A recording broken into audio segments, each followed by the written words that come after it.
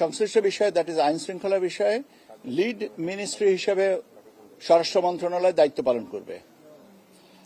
তারা guidelines, principles যেগুলো আছে, কিভাবে কি কাজ করবেন না করবেন সে সম্পর্কে তারা অন্যান্যবারের মতন দিক নির্দেশনা দিবেন।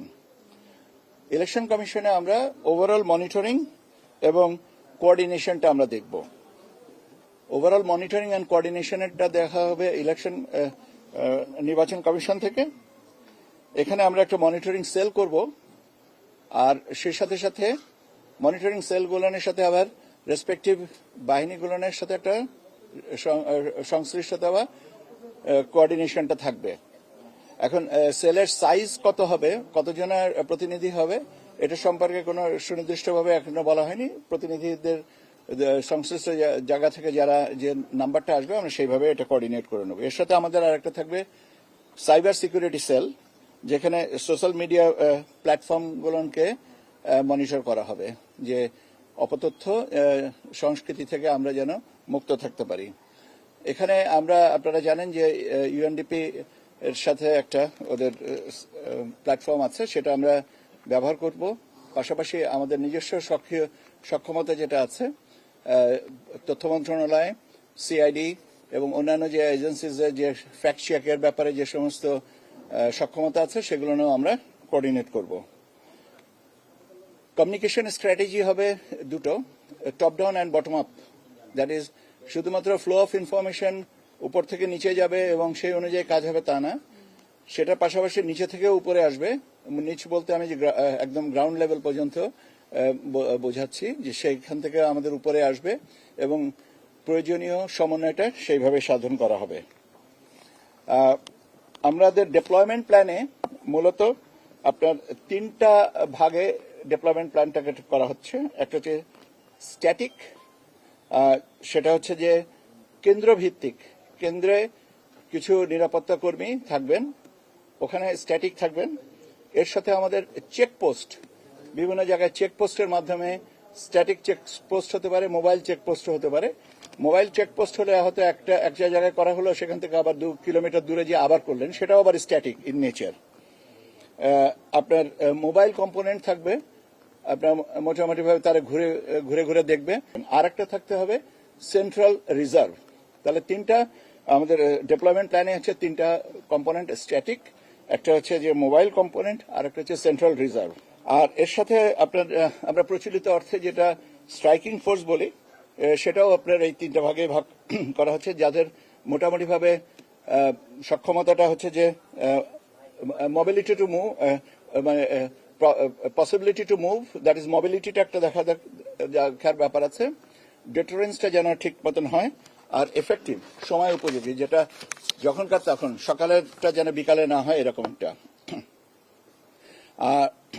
এর সাথে সাথে আমাদের এনটিএমসি আমাদের যে একটা পূজার সময় একটা অ্যাপ ডেভেলপ করেছিল, সেই অ্যাপটাও আমরা ব্যবহার করব। আমরা বলে সাইবার সিকিউরিটির বিষয়টা। পার্বত্য চট্টগ্রামের কিছু কিছু জায়গায় মোবাইল অ্যাক্সেসটা রেস্ট্রিক্টেড আছে, সেটাকে কি করে, রেস্ট্রিক্টেড মানে কি, মানে পুরোপুরি জায়গায় আমাদের কভার করে না, সেইটার ব্যাপারে বিষয়টা নিশ্চিত করার ব্যাপার। বডি ওন ক্যামেরা ব্যবহার করার ক্ষেত্রে ইন্টারনেট ফ্যাসিলিটিসের কথা বলা হয়েছে, যে ওখানে যেন এটা আমরা মোটামুটিভাবে নিশ্চিত করতে পারি যে সার্ভিস প্রোভাইডারদের কাছ থেকে। যে সমস্ত আর্মস রিকভারি করা যায়নি, সেটা থেকে আরো তৎপরতা হতে হবে। লস্ট আর্মস এবং ইলিগাল আর্মস, এই দুটোর ব্যাপারে যেগুলো গোয়েন্দা তৎপরতা বাড়াতে হবে এবং যেন এটা ঠিক মতন হয়।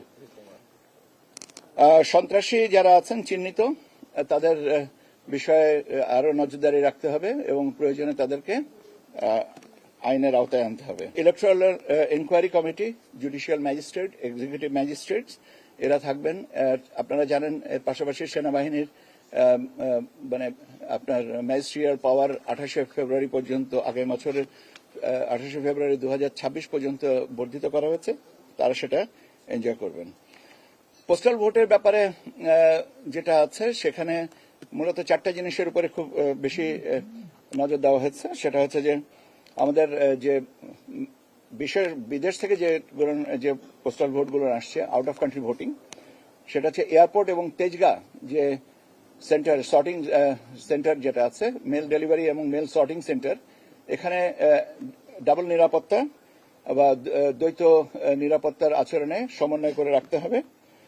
ট্রান্সপোর্টেশনটা যেটা আছে সেটা হচ্ছে যে